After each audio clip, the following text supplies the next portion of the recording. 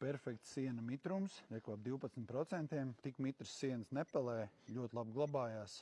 Ir garšīgs, smaržīgs, nekarsts, nevar aizdegties. Respektīvi, šāds siens ir drošs gan saimniekam, gan sienas čūnim, gan dzīvniekiem. Bet šādu mitrumu panākt, it sevišķi viendabīgi visā ritulī, nav vienkārši. Pamērt zintaru šeit, ārpusē ritulim un tur viducī. Pastīsimies kā šeit. Šeit vienalga ir ap 14.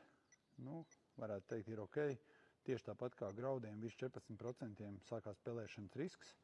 Un pamēr tagad viducī.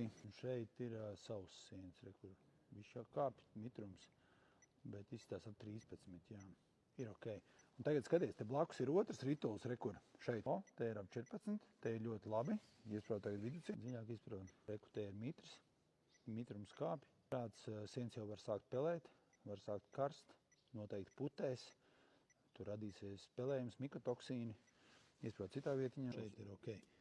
Respektīvi, vienā rullī mitrums var būt ļoti atšķirīgs dažādās vietās. Par cik izžāvēt viendabīgi sienu uz lauka nav iespējams un arī nav iespējams nokontrolēt un pilnībā būt drošiem, ka siena rituls būs vienādā sausumā un pilnīgi absolūti kvalitatīvs, tad mums ir tikai divi varianti, kā to menedžēt. Mēs vai nu varam sienu mākslīgi žāvēt, likt uz speciāliem žāvētājiem, ko Latvijā neviens nedara, vai arī pievienot sienam speciālu siena pretpelēšanas piedevu, līdzīgi kā skāpsiena rituli iesmidzina skābarības ieraugus un skābarības konservantus.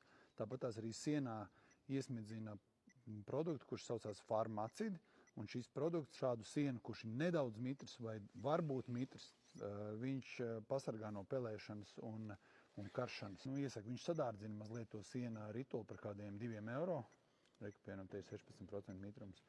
Bet tas ir to vērts, es domāju. Ko jūs domājat par to?